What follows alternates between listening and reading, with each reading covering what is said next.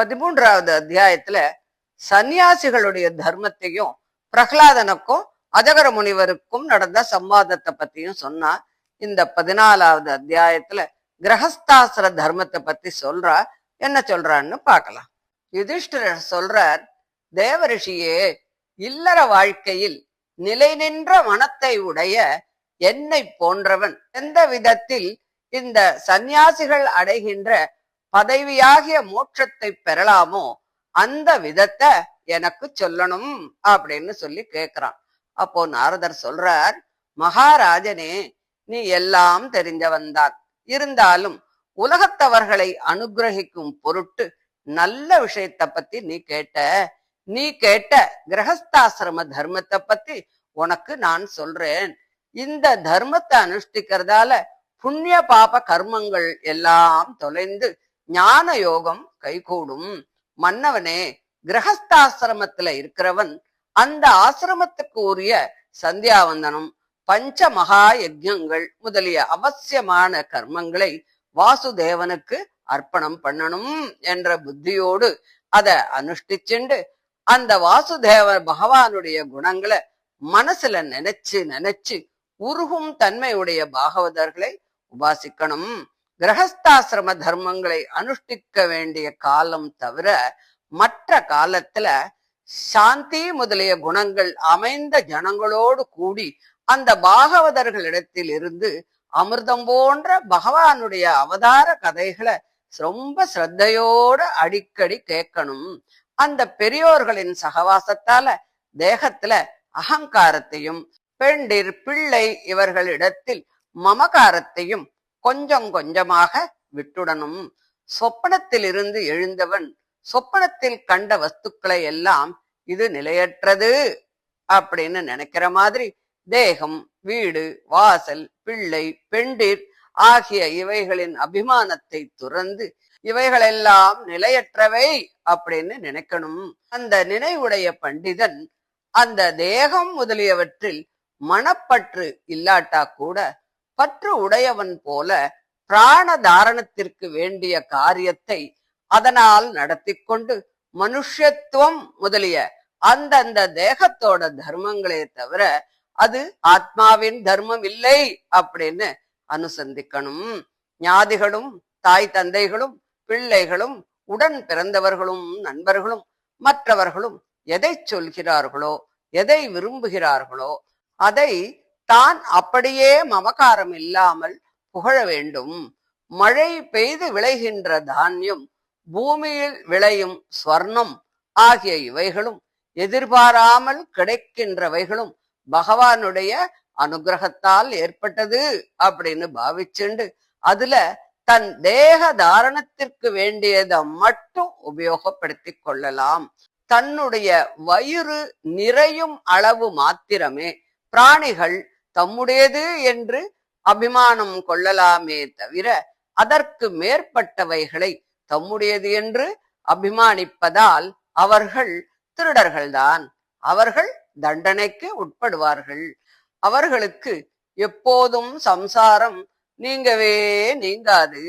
அதனால அவற்றை பட்சிக்கிற நாய், பூனை முதலிய மிருகங்கள், ஒட்டகம், கழுதை, குரங்கு, எலி, நகரும் ஜந்துக்கள், ஈக்கள் இவையெல்லாம் தன் பிள்ளைகளைப் போல பார்க்கணுமே தவிர அவற்றின் மேல கோபம் கொண்டு ஹிம்சிக்க கூடாது. பிள்ளைகளுக்கும் இந்த மிருகம் முதலியவற்றிற்கும் என்ன பேதம் இருக்கிறது? ஒரு பேதமும் இல்லை. தான் கிரகஸ்தனானாலும் மிகவும் பிரயாசப்பட்டு தர்மார்த்த காமங்களை கைப்பற்றக்கூடாது. தேச காலங்களுக்கு தகுந்தபடி தெய்வாதீனமாக கிடைத்ததை கொண்டு சந்தோஷமாயிருக்கணும். நாய், பாதகிகள், சண்டாளர் இவர்களுக்கும் அவரவர் விரும்புகிற அன்னாதிகளை சக்திக்கு தகுந்தபடி கொடுக்கணும். தன் பாரிய இடத்திலும் கூட என்னுடையவள் என்ற அபிமானத்தை விட்டுடணும். மனிதர்களுக்கு பாரிய இடத்தில் எனக்கே இவள் என்னும் அபிமானம் ரொம்ப அதிகமாயிருக்கும். பாரியைக்காக தந்தையையும் குருவையும் கூட வதைப்பார்கள். அவர்களிடத்தில் அபிமானத்தை துறப்பது கொஞ்சம் சிரமமான விஷயம்தான். விவேகமுடையவன் அப்படிப்பட்ட பாரிய இடத்திலும் கூட அபிமானத்தை விட்டுடணும். இந்த அபிமானத்தை துறந்தவன் யாராலும் வெல்ல முடியாத பரம புருஷனையும் கூட வென்று விடுவான். புழு, விஷ்டை, பஸ்மம் இவற்றில் போய் முடியக்கூடிய இந்த தேகம் எங்கே? அந்த தேக சுகத்திற்காக ஏற்பட்ட பாரிய எங்கே? ஆகாயம் போல் எங்கும் பற்றில்லாமல் இருக்கும் ஆத்மா எங்கே? ஒன்றுக்கு ஒன்று என்ன சம்பந்தம் இருக்கிறது? இந்த தத்துவ விசாரத்தினால் அந்த பாரிய இடத்தில் உள்ள அபிமானத்தையும் விட்டுடணும். தெய்வாதீனமாக கிடைத்த அன்னாதிகளை கொண்டு பஞ்ச மகா யஜ்ஞாதி கர்மங்களை பண்ணி அதில் மிகுந்தவைகளை கொண்டு தன் தேக தாரணத்தை நடத்தணும். மற்றது தெய்வாதீனமாக கிடைச்சிருந்தா கூட அதுல தன்னுடையது அப்படிங்கிற அபிமானத்தை விட்டுடணும். இத்தகைய அறிவுடையவன் பெரியோர்கள் அடைகின்ற பதவியாகிய மோட்சத்தை கட்டாயம் அடைஞ்சிடுவான்.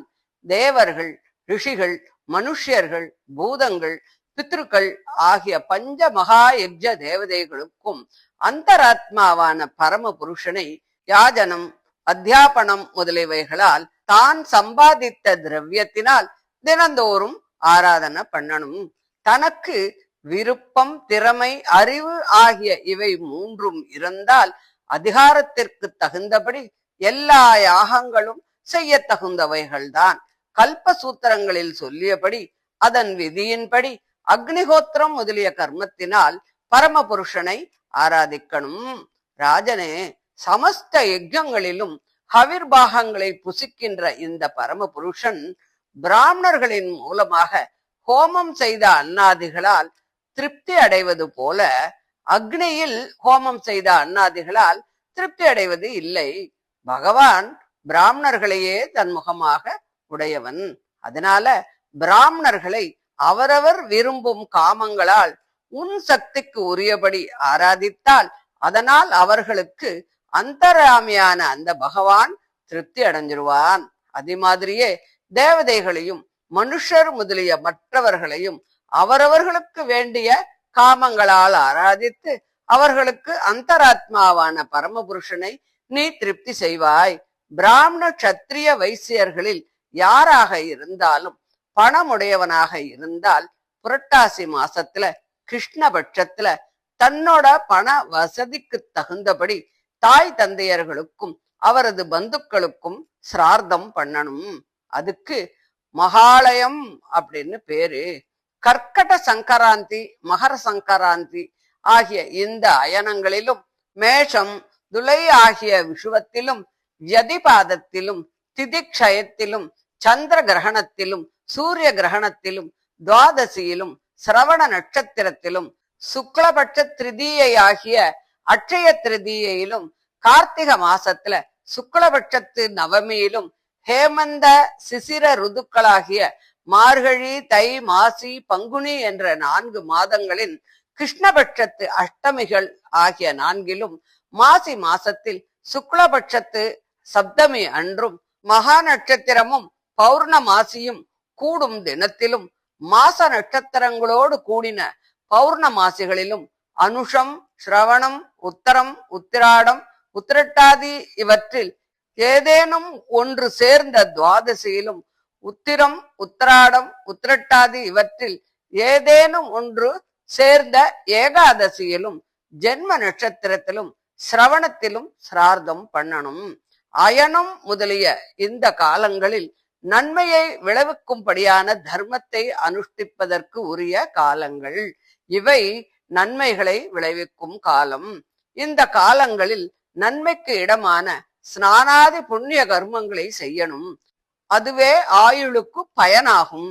இந்த காலங்களில் செய்கின்ற ஸ்நானம், ஜபம், ஹோமம், தவம் இவையும் தேவதைகள், பிராமண சத்திரிய வைசியர்கள் இவர்களுக்கு செய்யும் ஆராதனையும், பித்ருக்கள், தேவதைகள், மனுஷியர், பூதங்கள் இவற்றிற்கு கொடுக்கும் தானமும் இவை எல்லாம் அழிவற்ற பலனை கொடுக்கும். யுதிஷ்டிரா, ராஜனே, மற்றும் பத்னிக்கு செய்கிற பும்சவன சீமந்தாதி சம்ஸ்காரங்களிலும், குழந்தைகளுக்கு செய்கிற ஜாதகரண நாமகரணாதிகளிலும், பிரேதனுக்கு செய்கின்ற தகனாதி சம்ஸ்கார காலங்களிலும் மரணமடைகின்ற தினத்திலும் மற்றும் க்ஷேமத்தை விரும்பி செய்கின்ற காரிய காலங்களிலும் நடத்துகிற ஸ்நானாதி கர்மங்கள் அழிவற்ற பலனை தரும். இப்படி நன்மைக்கு இடமான காலங்களை நான் சொன்னேன். இனி தர்மம் முதலிய நன்மைகளை தரும் தேசங்களை பற்றி சொல்கின்றேன். எந்த இடத்தில் சத்பாத்திரம் கிடைக்குமோ, சத்பாத்திரம் அப்படின்னா ஒரு நல்ல பாத்திரம், ஒரு தகுதியான இடம், எதை பண்றதுக்கும் அந்த இடம் தகுதியா இருக்கணும் இல்லையா? அப்பேற்பட்ட அந்த சத்பாத்திரம் கிடைக்குமோ அந்த தேசம் தானாதி கர்மங்களுக்கு முக்கியமான தேசமாகும். சேதனா சேதன ஸ்வரூபனான பகவானுடைய திவ்ய மங்கள விக்கிரகம் எந்த இடத்தில் இருக்கிறதோ, தவம் வித்யை தயை இவை அமைந்த பிராமண குலம் எந்த இடத்தில் இருக்கிறதோ அந்த இடங்களும், எந்தெந்த இடங்களில் பகவானுடைய பூஜை எல்லாம் நடக்கிறதோ அந்த இடமும் மிகவும் புண்ணியமான தேசங்கள். அவையெல்லாம் நன்மையை தரக்கூடிய தர்மங்களை அனுஷ்டிப்பதற்கு உரிய தேசங்கள் ஆகும். புராணங்களில் பிரசித்தி பெற்ற கங்கை முதலிய நதிகள் எங்கெல்லாம் இருக்கிறதோ அந்த இடங்களிலும், புஷ்கரம் முதலிய தடங்களும், பெரியோர்கள் நித்திய வாசம் செய்யும் இடங்களும் தர்மானுஷ்டானத்திற்கு உரிய தேசங்கள். குருக்ஷேத்திரம், கயை, பிரயாகம், புலகாசிரமம், நைமிச்சாரண்யம், பல்குனி நதி பாயும் இடம், ராமசேது, பிரபாச தீர்த்தம், துவாரகை, காசி, மதுரை, பம்பா சரஸ், பிந்து சரஸ், கர்த்தமாசிரமம், பதரிகாசிரமம், நாராயணாசிரமம், அலகநந்தையின் கரை, சித்திரகூடம் இந்த ஸ்தலங்களும் மகேந்திரம் மலையும் முதலிய சமஸ்தமான குல பர்வதங்களும் பகவானுடைய அர்ச்சா விக்கிரகங்கள் இருக்கும் இடங்களும் ஆகிய இவை எல்லாம் மிகவும் புண்ணியமான தேசங்கள். நன்மையை விரும்பும் புருஷன் இந்த இடங்களை அடிக்கடி பணிய வேண்டும். இந்த ஸ்தலங்களில் செய்யும் தர்மம் ஒவ்வொன்றும் 1000 மடங்கு அதிகமான பலனை தரும். சில சமயம் சமுத்திர கரைகள்ல ஒரு சின்ன தானங்கள் யாருக்கானும் கொடுத்தா அது 1000 பசுக்களை தானம் பண்ணின பலனுக்கு சமம் அப்படின்னு சொல்லுவா. அது மாதிரி அந்த இடங்கள், செய்யக்கூடிய இடங்கள் அதுக்கு தகுந்த இடமாக இருக்கணும், அது சத்பாத்திரமாக இருக்கணும். அந்த சத்பாத்திரங்கள் என்னென்ன அப்படிங்கறதான் இப்ப சொல்லின்னு வந்தா.